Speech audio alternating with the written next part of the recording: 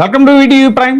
ఏపీలో కూటమి గవర్నమెంట్ లో చూస్తున్నాం మనం, పోలీసులు చాలా దారుణంగా వ్యవహరిస్తున్నారు అనేటువంటిది సర్వత్రా వ్యక్తమవుతున్నటువంటి అభిప్రాయం. ఇది కేవలం ప్రతిపక్ష వైసీపీ చేస్తున్న ఆరోపణే కాదు, అన్ని రకాల ప్రజా సంఘాలు కానీ ఇంకా వామపక్షాలు కానీ వీళ్ళందరూ కూడా ఆరోపిస్తున్నటువంటి విషయం. మనం చూస్తున్నాం అనేక సార్లు పోలీసులు యూనిఫామ్ కూడా లేకుండా కిడ్నాప్ చేయటం, అసలు వైసీపీ నాయకుల్ని తీసుకెళ్లిపోవటం, వాళ్ళని ఎక్కడ పెట్టారో ఏంటో వాళ్ళ వేరే అబౌట్స్ కూడా వాళ్ళ ఫ్యామిలీకి తెలియపరచకపోవటం, హెబియస్ కార్పస్ పిటిషన్ అనేటువంటిది వేస్తే కానీ వాళ్ళ డీటెయిల్స్ ఎక్కడున్నాయో వాళ్ళ వేరే అబౌట్స్ తెలియనటువంటి పరిస్థితుల్లో మరి పోలీసింగ్ జరుగుతూ ఉంటాం. ఇవన్నీ ఓ పక్క ఇంత దారుణంగా ఏపీలో పరిస్థితులు ఉంటే, మేమేదో సింగపూర్ వెళ్ళి పోలీసింగ్ అధ్యయనం చేస్తున్నాం అది ఇది అని చెప్పేసి ఒక మంత్రుల బృందం అక్కడికి వెళ్ళి ఏదో పిక్నిక్ లాగా వెళ్ళి ఇది చేస్తున్నారు అనేటువంటి విమర్శలు కూడా వ్యక్తం అవుతున్నాయి. ఇప్పుడు తాజాగా తూర్పుగోదావరి జిల్లా రంగంపేటలో అక్కడ మత్స్యకారులకు సంబంధించినటువంటి ఒక ఎలక్షన్ ఏదో ఉంటే, దానికి సంబంధించి అధికార పార్టీ వాళ్ళు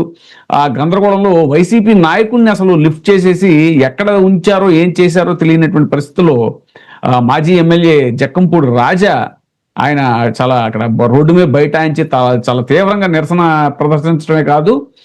వ్యక్తం చేయటమే కాదు, పోలీస్ స్టేషన్లోనే సిఐతో తీవ్రమైనటువంటి వాగ్వివాదం జరిగినటువంటి పరిస్థితి. చాలా సిఐ కూడా ఏదో ఒక రాజకీయ నాయకుడిలాగా ఆయన మీద కలబడటం అవన్నీ కూడా మనం చూస్తే చాలా విచిత్రంగా ఉంది ఏపీలో పోలీసుల పరిస్థితి అనేటువంటిది. సో ఈ విషయాల గురించి వివరించడానికి మనతో ఉన్నారు ప్రముఖ సామాజికవేత్త, అలాగే high court advocate Shri Ashok garu. Sir నమస్కారం. సార్ నమస్కారం మోహన్ గారు. సార్ ఏంటి సార్ అసలు ఏపీలో పోలీసుల పరిస్థితి? మనం ఆల్మోస్ట్ రోజు చర్చిస్తున్నామండి. ఇంకా ఈ రోజుకి ఒక్కొక్క ఇన్సిడెంట్, కంటెంట్ అయితే అదే ఉంటుంది, ఇన్సిడెంట్ చేంజ్ అవుతుంది. ఇప్పుడు తాజాగా ఈ రంగంపేట ఇన్సిడెంట్ ని ఎలా చూడాలి సార్? ఇది రంగంపేట మండలం దొడ్డికుంట గ్రామం అని ఉందండి. అక్కడ ఏంటి, ఈ ఫిషర్మ్యాన్ సొసైటీకి సంబంధించిన ఎలక్షన్ అది. వాళ్ళు అధికార పార్టీ ఏంటంటే అక్కడ ఎలక్షన్ ఎప్పుడో కండక్ట్ చేయాల్సింది చేయట్లేదు. దాని మీద ఏమైందంటే దానికి ఆపోజిట్ వాళ్ళు ఏం చేశారు, కోర్టుని అప్రోచ్ అయ్యారు. అయ్యా ఇక్కడ ఎలక్షన్ పెట్టాల్సింది, టైం దాటిపోయినా కానీ వీళ్ళు ఎలక్షన్ పెట్టట్లేదు, సో ఎలక్షన్ పెట్టేలాగా మాకు ఏదైనా ఆర్డర్స్ పాస్ చేయండి అని వాళ్ళు కోర్టుని అప్రోచ్ అయ్యారు. కోర్టు వారు ఏం చేసింది, 2 వారాల లోపు ఎలక్షన్ ని కండక్ట్ చేయమని ఒక ఆర్డర్ పాస్ చేసిందండి. ఈ ఆర్డర్ పాస్ చేసిన తర్వాత అక్కడ ఉన్న వారు అధికార పార్టీకి సంబంధించిన కొంతమంది ఎవరైతే ఉన్నారో వాళ్ళ గెలుపు మీద వాళ్ళకి అనుమానం వచ్చినట్టు ఉంది బహుశా. దాంతో ఏమైందంటే ఒక వేధింపులు కార్యక్రమం మొదలెట్టారు.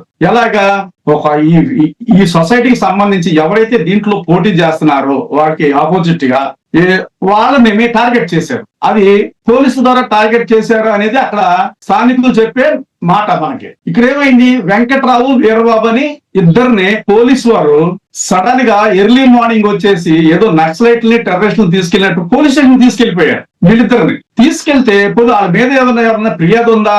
లేదు. వ్రాతపూర్వకమైన ఫిర్యాదు లేదు. ఎఫ్ఐఆర్ అని కట్టారా? అలాంటిది ఏమీ లేదు. పోనీ ఇంకేదన్నా నోటీస్ ఏమైనా ఇచ్చేసి సంజయ్ అడిగారా? అది లేదు. అంటే ఆంధ్రప్రదేశ్ లో పోలీసు వారు ప్రొసీజర్ ఫాలో అవడం ఎప్పుడో మానేశారు అనిపిస్తుంది. ఇప్పుడు తమరు అన్నారు, ఇప్పుడు ఎన్నో ఇన్సిడెంట్లు చెప్పుకుంటున్నాడు, మనం రిపీట్ అవుతూనే ఉన్నాయి. ఎస్, ఇది నిజం. ఎందుకంటే ఇక్కడ చూడండి, పోలీసులు ఎంత వైలేషన్ క్రియేట్ చేస్తున్నారంటే ప్రశాంతంగా జరగాల్సిన ఎన్నికల్ని ఒక భయభ్రాంతులకు గురి చేసి, పైగా వీళ్ళు ఎవరండి, వెంకట్రావు వీరబాబు అనేవాళ్ళు ఒక ఎస్సీ సామాజిక వర్గానికి చెందిన వేకర్ సెక్షన్స్, వీళ్ళని తీసుకెళ్లి స్టేషన్ లో పెట్టారు. ఎటువంటి ఫిర్యాదులు వాళ్ళ మీద లేదు, ఎటువంటి కంప్లైంట్స్ కూడా లేవు. ఇప్పుడు ఇది ఎగనెస్ట్ లా, అంటే వాళ్ళకున్న ఆర్టికల్ 21 ఏదైతే ఉందో ఇక్కడ కంప్లైంట్ వైలేట్ అయిపోయింది. వాళ్ళకి స్వేచ్ఛ లేదు. అంటే వాళ్ళు భయభ్రాంతులకు గురి చేసి ఎలక్షన్ లో పార్టిసిపేట్ చేయకోకుండా మరి ఎవరు ప్రతిపాదనతో పోలీసు వారు ఈ విధంగా ఇల్లీగల్ గా ప్రవర్తించారన్నది మనకు అర్థం కావట్లేదు. దాని మీద ఇప్పుడు జక్కంపూడి రాజా గారు ఆ స్టేషన్కి వెళ్ళి ఏ విధంగా సిఐ పోలీసులతో ఏ విధంగా వాగ్వేదం చేశారు అన్నది మనం చూసాం మీడియా ద్వారా. నేనేమంటానంటే అది కరెక్ట్ చెయ్యాలి. ఎందుకంటే ప్రశ్నించే తత్వం లేకపోతే ఇది సామాన్యమైన విషయం కాదండి. ప్రజాస్వామ్యం మీద దాడి. ఇది ఫిషర్మ్యాన్ సొసైటీకి సంబంధించిన ఎలక్షన్ మాత్రమే కాదు, ఇవాళ ఇదవుద్ది, రేపొద్దున పంచాయతీ ఎలక్షన్ అవుద్ది, ఆ తర్వాత జడ్పీటీసీ ఎంపీటీసీ ఎలక్షన్ అవుద్ది, ఆ తర్వాత ఎమ్మెల్యే ఎలక్షన్ అవుద్ది, ఎంపీ ఎలక్షన్ అవుద్ది. ఈ విధంగా వదిలేస్తే అంటే అధికార పార్టీలో ఉన్న వాళ్ళు ప్రతిపక్షాన్ని ఈ విధంగా టార్గెట్ చేసి భయభ్రాంతులకు గురి చేసి ఎలక్షన్ జరగకోకుండా, ఎలక్షన్ లో పార్టిసిపేట్ చేయకోకుండా ఈ విధంగా చేయటం అనేది ఇది ప్రజాస్వామ్యానికి విరుద్ధమే కదా. ప్రజాస్వామ్యం మీద కక్ష చర్య కదా ఇది అందుకే నేను అంటాను, ఈ విషయం ఇది చిన్నదైనా కానీ ప్రజాస్వామ్యం మీద దాడిది. పోలీసు వారు అలా చేయడం అనేది కరెక్ట్ కాదు. ఫర్ ఎగ్జాంపుల్ చెప్తున్నానండి, ఇప్పుడు వాళ్ళు తీసుకెళ్లి దాని మీద ఎటువంటి ఫిర్యాదు లేకపోయినా వాళ్ళు తీసుకెళ్లి అక్కడ స్టేషన్ లో కూర్చోబెట్టారు. వాళ్ళు సెన్సిటివ్ అయ్యుండి వెంకటరావు వీరబాబు అనే వ్యక్తులు ఏదైనా వాళ్ళంతా వాళ్ళు చేసుకున్నా లేకపోతే పోలీసు వారికి కావాలని ఏదైనా టార్చర్ చేసినా గానీ, ఇప్పుడు మనం తమిళనాడులో చూసాం కస్టోడియల్ మర్డర్ కేసు ఏమైందండి, 9 మంది పోలీసు అధికారులకి ఉరిశిక్ష పడింది కదా, మనం చూసాం కదా ఎంత ప్రాబ్లం అయింది. ఇలాంటి చిన్న చిన్న విషయాలే ప్రాబ్లం అవుతాయి. అక్కడ మెడ్రాస్ లో జరిగింది ఏంటంటే, ఒక సెల్ ఫోన్ షాప్ కరోనా టైంలో ఇన్ టైంలో క్లోజ్ చేయలేదని తండ్రి కొడుకుని తీసుకెళ్లి ఈ విధంగా వాళ్ళు కస్టోడియల్ టార్చర్ చేసి చంపేశారు. దాని మీద ఎన్నో సంవత్సరాల పోరాటంతో అదే చాలా దారుణమైన కేసు సార్ అది. అమ్మాయి ఎవరో కానిస్టేబుల్ ఎవరో ఒక ఆవిడ ఇచ్చిన వామూలం. అదే పోలీస్ స్టేషన్ లో ఉన్న కానిస్టేబుల్ గారు ఇదంతా చూసి ఇదంతా నిజాయితీగా ఇన్ని సంవత్సరాలు ఓపికగా ఉండి ధైర్యంగా ఉండి మరి ఆమెకు ఎటువంటి థ్రెటనింగ్ వచ్చినా సరే నిలబడి కోర్టులో సాక్ష్యం చెప్పడం వాళ్ళని దారుణంగా కొట్టి ఆ బ్లడ్ కూడా పాప వాళ్ళతోటే కడిగించారంట. ఎంత గౌరవం మనుషులేనండి వీళ్ళు. మనిషిగా జన్మేనా వీళ్ళది, మనిషి లక్షణాలు ఉన్నాయి వీళ్ళకి. ఎంత దుర్మార్గం అండి. ఏ సొసైటీలో ఉన్నారు వీళ్ళు మనుషులేనా అసలే రాక్షసులా? వీళ్ళు ఇట్లాంటి వాళ్ళు పోలీస్ డిపార్ట్మెంట్ లో ఉంటే ప్రజలకి ఏం రక్షణ ఉంటుందండి? ఇంత దుర్మార్గమా? వాళ్ళు చేసిన నేరం ఏంటండి? Cell phone shop in time లో కట్టేయలేదు, వారిని ఇచ్చి క్లోజ్ చేసేయి, స్టేషన్ పిలిచి చంపేంత ఉందంటే అంటే మానవ మృగాలు. ఎంత దుర్మార్గం అండి.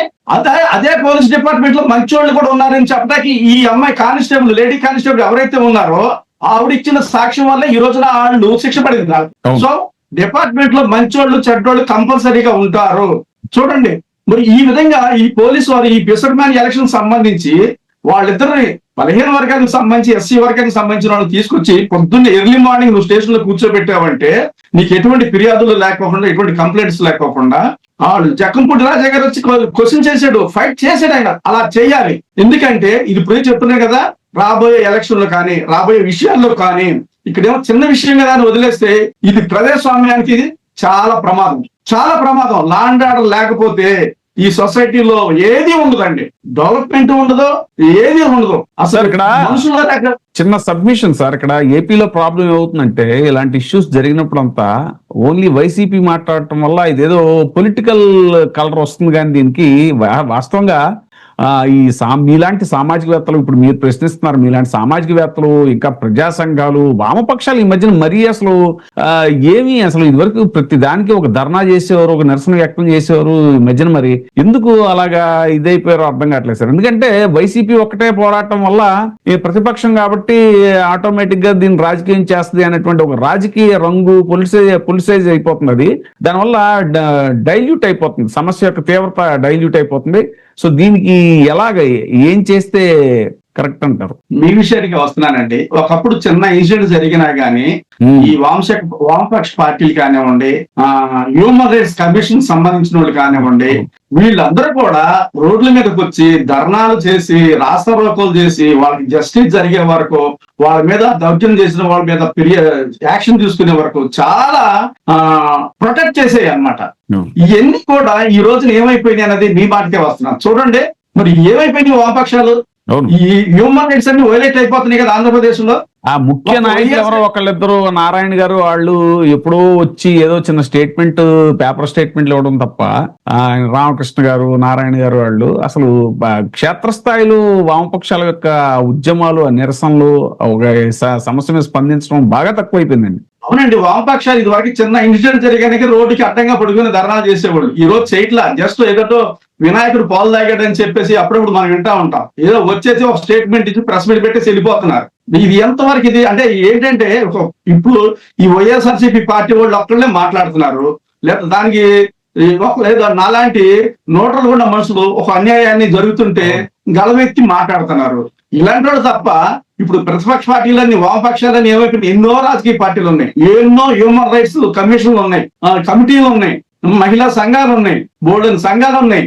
ఇవన్నీ కూడా రావట్లేదు బయటికి. భయం వల్ల రావట్లేదా? లేకపోతే ఇంకా వేరే వ్యవహారాలు ఏమైనా ఉన్నాయా అన్నది ఇలా మరీ ఎస్పెషల్లీ ఆంధ్రప్రదేశ్ లో అండి ఎంత ఘోరం సార్, ఎంత ఘోరం. తమిళనాడులో చూడండి, ఆ రోజున కస్టోడియల్ మర్డర్ జరిగితే ఎంత రాష్ట్రం మొత్తం అట్టుడికిపోయింది. దానివల్ల ఈ రోజు వాళ్ళకి శిక్ష పడగలిగింది. అదే ఆంధ్రప్రదేశ్ లో జరుగుద్దండి, అయ్యే పనేనా? ఒక పక్క అలా జరుగుతుంటే ఈ రోజున నువ్వు వదిలి ఆ సొసైటీ ఎలక్షన్ లో అనుకున్న వాళ్ళు తీసుకొచ్చి పోలీస్ స్టేషన్ లో కూర్చోబెట్టే అంటే ఎటువంటి భయభ్రాంతులకి గురి చేస్తున్నారు మీరు ప్రజల్ని? అంటే లా అండ్ ఆర్డర్ అంత కిల్ అయిపోయింది ఇక్కడ. ఆర్టికల్ 21 అసలు నడవట్లేదు ఆంధ్రప్రదేశ్ లో, వ్యక్తి స్వేచ్ఛ అనేది ఇక్కడ లేదు. అంటే వీళ్ళు భయభ్రాంతులకు గురి చేస్తే ఆ ఎలక్షన్ జరగకూడదు, ఆ ఎలక్షన్ ఎలా ఉండదో ఆపేయాలి. ఎందుకంటే కోర్టు వారు 2 వారాల్లో ఎలక్షన్ పెట్టుకోమని ఇచ్చింది అక్కడ. మరి అది ఎక్కడ పెట్టాల్సి వస్తుందో, అసలు ఈ ఎలక్షన్ జరగకుండా ఉండాలంటే అక్కడ లోకల్ క్యాండిడేట్లని భయభ్రాంతులకు గురి చేయాలి. వాళ్ళని పోలీస్ స్టేషన్ తీసుకొస్తే వాళ్ళు ఏముందండి, ఇప్పుడు విలేజర్స్ కదా, వాళ్ళు ఎవరైనా ఎంతకాలం ప్రొటెక్ట్ చేయగలరు? అదే చెప్తారు వీళ్ళు, మిమ్మల్ని ఎల్లకాలం ఎవడో కాపాడ్డయ్యా, మీకు ఎందుకు ఇదంతా గొడవ, మీరు డ్రాప్ అయిపోండి అని ఇండైరెక్ట్ గా భయభ్రాంతులు గురి చేయడం కోసం వాళ్ళని తీసుకొచ్చి ఆ విధంగా కూర్చోబెట్టారు. ఇది నేను అదే అంటాను, ఇప్పుడు ఈ చిన్న ఎలక్షన్ అయిందండి, రేపు పొద్దున అన్ని ఎలక్షన్స్ వస్తాయి, అన్ని ఇదే రిపీట్ అవుద్ది. ఇక మనుషులు భయపడతాం మొదలెడితే ఈ విధంగానే భయపెట్టి ఎలక్షన్ జరగకోకుండా ఎక్కడెక్కడ ఇనానామసులు చేసుకుంటూ బలం ఉన్న వాడిదే రాజ్యం, ఇదే అవుతుంది. ఇక ఇది ప్రజాస్వామ్యం కాదు, ఇక ప్రజాస్వామ్యం ఎప్పుడు అయిపోయింది, ఇక డెమోక్రసీ కిల్ అయిపోయింది. ఏపీలో దళిత హోంమంత్రి ఉండి కూడా మరి దళితుల మీద ఈ రకంగా అసలు ఇలాంటి సంఘటనలు జరగటం ఎలా చూడాలి? ఆవిడ ఏదైనా అడిగితే వైసీపీ టైంలో ఎలా జరగలేదు అంటారు, కానీ అదేం ఆన్సర్ అర్థం కాదు. ఇప్పుడు మీరు వచ్చి ఏం చేస్తున్నారు అనేది చెప్పకుండా వైసీపీలో అలా జరిగింది, అక్కడ అనంతబాబు ఇలా చేయలేదా, వాళ్ళు ఇలా చేయలేదా, ఏదేదో మాడతారు ఆవిడ. ఇప్పుడు హోమ్ మినిస్టర్ గారు ఏంటంటే ఆమె శాఖ తప్ప మిగిలిన శాఖలన్నీ పనిచేస్తారు ఆవిడ. ఆమె శాఖ గురించి తప్ప మిగిలిన శాఖల గురించి అన్నిటి గురించి ప్రెస్ మీట్లు పెట్టి మాట్లాడతారు ఆవిడ. తిరుపతి లడ్డు గురించి ఆమెకి ఎందుకండి? దానికి వ్యాపార శాఖ మంత్రి ఉన్నాడు కదా, ముఖ్యమంత్రి ఉన్నాడు కదా, వాళ్ళు కదా. తిరుపతి లడ్డు గురించి ఆవిడే మాట్లాడుతుంది, భోగాపురం ఎయిర్పోర్ట్ గురించి ఆవిడే మాట్లాడుతుంది, మిట్టల్ స్టీల్ గురించి ఆవిడే మాట్లాడుతుంది. నిన్న ఏదో అనకాపల్లి వాళ్ళ జిల్లాలోనే పెట్టారు కదా ఏదో సోలార్ ఎనర్జీ. ఇంకదే ఇప్పుడు ఏంటంటే ఆవిడ ఒక ఎస్సీ మహిళ హోమ్ మినిస్టర్ గా ఇచ్చారు, ఆవిడ గురికి అలా కూర్చోబెట్టేసి బొమ్మలాగా మిగిలిన బ్యాక్గ్రౌండ్ వాళ్ళు చేయాల్సింది చేస్తున్నారు. రియల్ పవర్స్ అనేది హోమ్ మినిస్టర్ దగ్గర లేవు, ఉంటే వ్యవహారం ఇలా ఉండదు, ఉన్నా చేసే పరిస్థితి ఆమెకు రాదు, చేయనివ్వరు కూడా. యాక్చువల్గా హోమ్ మినిస్టర్ ఆవిడకి ఇచ్చినా కూడా law and order Chandrababu Naidu గారి దగ్గరే ఉందని అంటారు కదా సార్, కరెక్ట్ అన్నది? ఎస్, అవునండి, ఇది వాస్తవమే. ఇప్పుడు మీరు కావాలని గూగుల్లో చెక్ చేసుకున్నా కానీ లా అండ్ ఆర్డర్ ఎవరి కంట్రోల్ ఉందంటే చంద్రబాబు కంట్రోల్ వస్తుంది, మీరు చూసుకోవచ్చు. అది మీరు చెప్పగల ఓపెన్ సీక్రెట్ వెబ్సైట్ లోకి వెళ్ళి అందరూ చూసుకోవచ్చు. అది లా అండ్ ఆర్డర్ అనేది ఆయన కంట్రోల్ లో పెట్టుకున్నారు. ఆయన జస్ట్ ఏంటంటే స్క్రీన్ మీద చూపించడానికి హోమ్ మినిస్టర్ గారు అంతే. అది ఎస్సీ మహిళ మీద హోమ్ మినిస్టర్ పెట్టేసి ఎస్సీ వాళ్ళందరినీ ఈ విధంగా తప్పుడు కేసులు పెట్టేసి లోన్ వేసేస్తే ఏ గొడవ లేదనమాట. ఇది వ్యవహారం. అంటే అక్కడ చూపించేది ఒకటే, గ్రౌండ్ లెవెల్ లో జరిగేది వేరే ఒకటి అనమాట.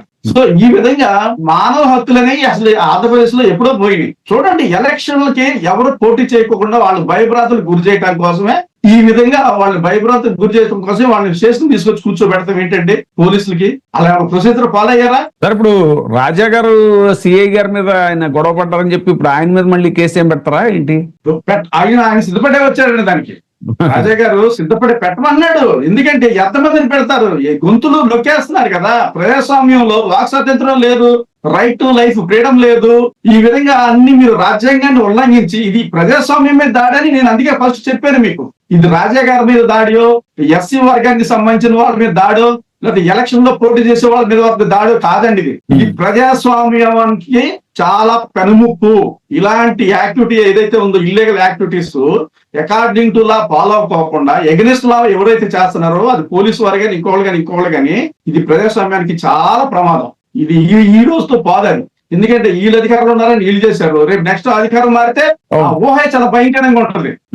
సో ఇది కరెక్ట్ కాదు. పోలీసులు కూడా నేను మొన్నే చెప్పాను మీకు, వేరే ఒక టాపిక్ లో మనం మాట్లాడుకున్నామండి.